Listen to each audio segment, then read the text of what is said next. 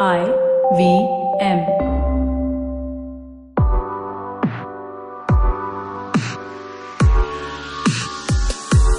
I'm used to it now. I don't mind talking about it because people just want to know what it's like. But other times I get so offended by these questions that I just walk away.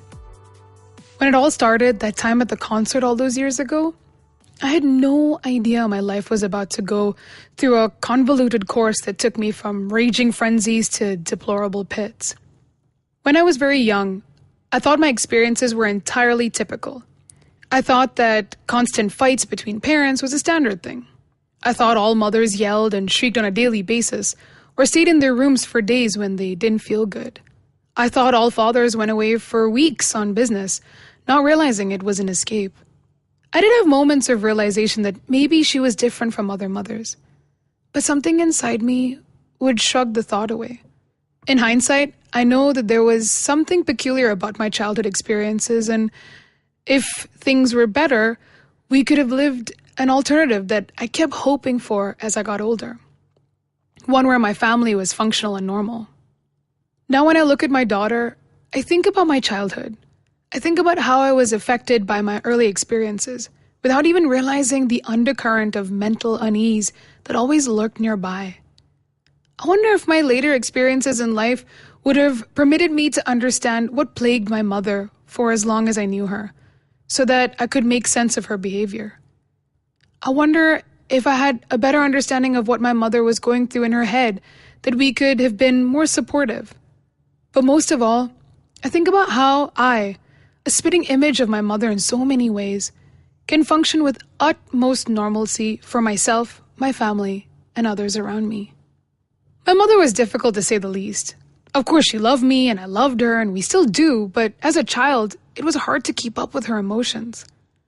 If my brother or I pissed her off, she would blow up into metaphorical smithereens with rage or tears.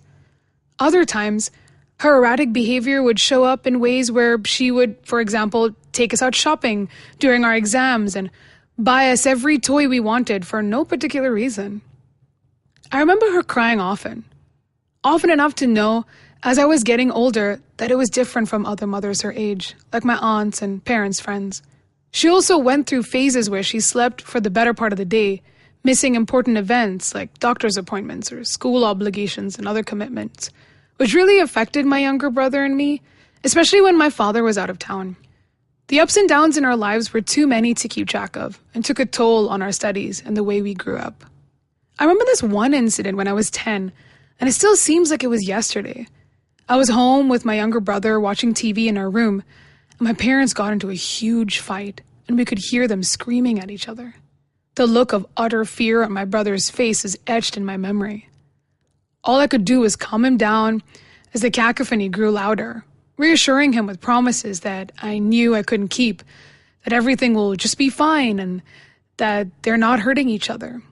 When I peered through the slight opening in the door in the living room, I saw my mother throwing things around and breaking our glass cabinets and everything they contained. My father was watching in despair with his hands on his head, shouting at her to stop, and then shook her vigorously in an attempt to rattle her back to reality. Another time, when I was 13, while we were on vacation in Goa, I slipped on a wet puddle near the hotel pool and fell, scratching up my elbows. Even though I wasn't hurt badly, my mother scolded me in front of everyone at the pool and proceeded to hit me for being clumsy. What was supposed to be a fun family vacation turned out to be a humiliating nightmare.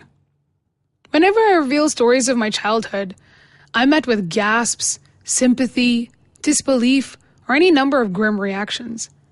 Now at 35, I don't believe I had a bad mother. I just think I had a misunderstood mother. This realization came about my own experience down that dark path. It wasn't until I was 15 and she was 38 that my parents broke out from their denial and decided to seek help. My mother's aunt, who lived in Germany, was visiting India and stayed with us for 2 weeks, during which she witnessed firsthand what my mother was like in the throes of depression. My mother followed through with none of the elaborate plans she had made before her aunt arrived. All she did those 2 weeks was stay in her room, sleep, and cry. When my mom's aunt spoke to my father about this, he broke down, talked about all that we were going through. It was probably the first time my father put aside his tough guy persona and let his guard down about my mother's situation. She then convinced my parents to see a psychiatrist. At first, my mother laid out reason after reason to her aunt as to why it wasn't her who needed help and that she wasn't some crazy lunatic who needed to be dumped in an insane asylum. It was after much coaxing by my aunt, her husband, and us, her two begging and crying children, that she made the first appointment. I didn't go to any of her appointments with her, but all I know is that whatever it was worked like magic. It did take a few months of trial and error with different medications and various doses, but after that, things were never the same again, in a good way. Her moods were stabilized, her relationship with my father and with us improved, and she seemed free from the turmoil that she had been experiencing. Of course, there were still some bad days, but they were once in a blue moon compared to the frequency of her problems in the past. She was able to better take care of her general health and well-being and was able to be the wife and mother that she always wanted to be. After one of her psychiatric appointments a year later, she came home and started profusely apologizing to my father, my brother, and me about everything that had happened. We wanted so desperately for her to be well all those years that we did not hold any resentment and hugged her until we all burst into tears. That day is probably the fondest memory of my family when I was growing up. The positivity at home reflected in my studies as my grades started improving. When I was in junior college, I decided I wanted to go abroad to pursue my interest in political science. At 18, I went to university in the United States. With the blessing and support of my parents, I did very well during the first year of my undergrad. But some things just did not feel right.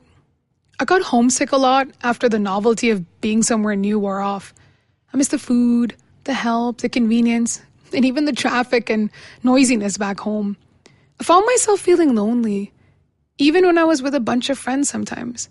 I noticed long periods of somewhat depressed feelings, but discounted those because I would also feel extremely elated on other days.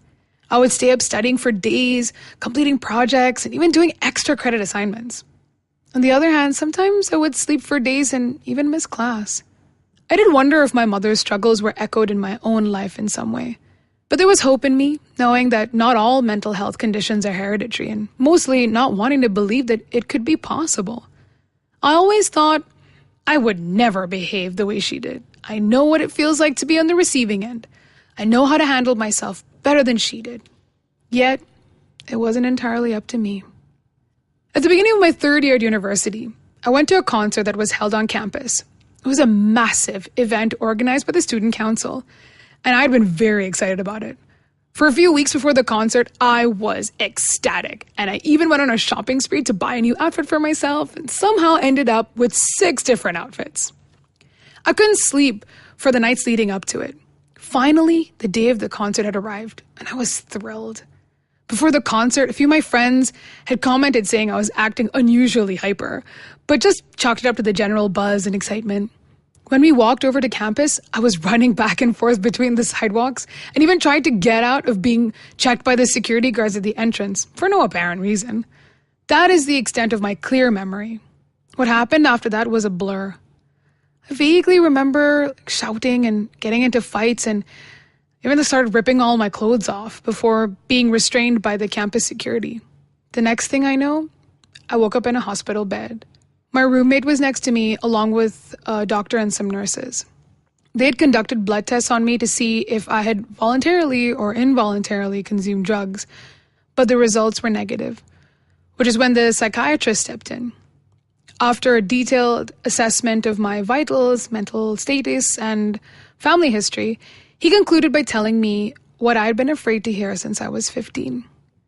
She said that I had had a psychotic episode and that I had symptoms of bipolar disorder. Bipolar disorder. I hated those words. I hated hearing it that day as much as I hated the sound of it 5 years ago when my mother returned from the psychiatrist the first time. Strangely enough, a huge part of me felt relieved. I was comforted by the fact that I was diagnosed at a much earlier age than my mother was. I found solace in the knowledge that my condition could be controlled well enough for me to lead a normal life. I was relieved that there was an explanation for my erratic behavior off late. The months that followed were crucial in my journey. I was adjusting to my new medications, which were meant to rectify the chemical imbalance in my brain. I was on a quest to find a therapist that I liked, which is not always a one-and-done situation. Also, my family were really shocked about my diagnosis and were finding it as hard to be 15,000 kilometers away as I was finding it to live alone. But we made it work, and things are getting easier for sure. I had to explain to my friends that bipolar disorder did not mean being happy one second and sad the next. The use of the term casually in conversation led to many myths like calling a moody or indecisive person bipolar. I had to explain that there was so much more to having bipolar disorder than just having low and high moods. The persistence of the condition is something most people ignore. After a few months of counseling with a therapist and frequent visits to the psychiatrist for medication management, I started attending group therapy once a week for people who have bipolar disorder. I learned so many interesting things in that group. I found out that even though there's a strong genetic component of the disorder, such as in my case, not all people who have bipolar disorder have family members who have had it, and vice versa. The stories of resilience that I heard in those groups certainly gave me hope for a successful recovery and maintenance.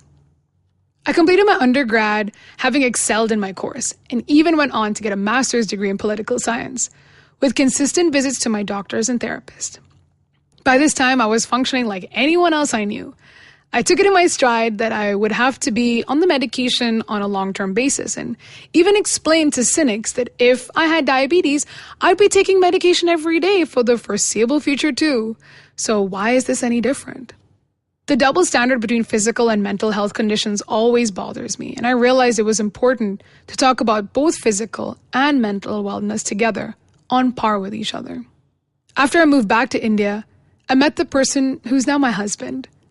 I told him everything about my life and my condition, and that I was in therapy for it, and he loved me for who I am.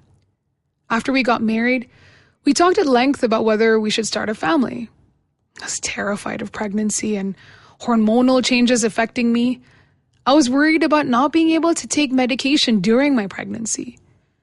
I was concerned about the risk of developing postpartum depression, and of course I was worried about my child having bipolar disorder. To clear these doubts, we visited my therapist often and discussed the risks and precautions we could take. I switched to medications that were safe during pregnancy and breastfeeding while being monitored regularly. And I'm thrilled to say, my daughter was born healthy.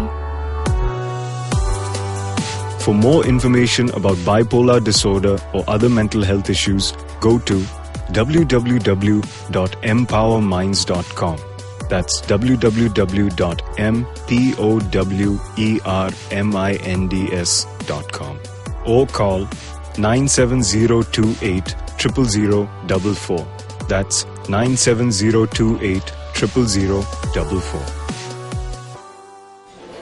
Excuse me भैया, excuse me. बोलिए madam. Menu में क्या है? Menu में scene unseen है, podcast है, on course है, Cyrus है, made in India, rediscovery project, empowering series, sex wax है, IVM लाइक्स है, सिंप्लीफाइड है, कीपिंग इट क्वियर है, टिंग्स एंड डेस्टिनेशंस है, माय नेबर जकरबर्ग है और द फन गराज है। आपको क्या चाहिए? एक बार रिपीट कर देंगे क्या? रिपीट नहीं करता हम। आप जाओ IVMpodcast.com पे और सुनो ये सब, या फिर डाउनलोड करो उनका ऐप, सब आपकी उंगलियों पे।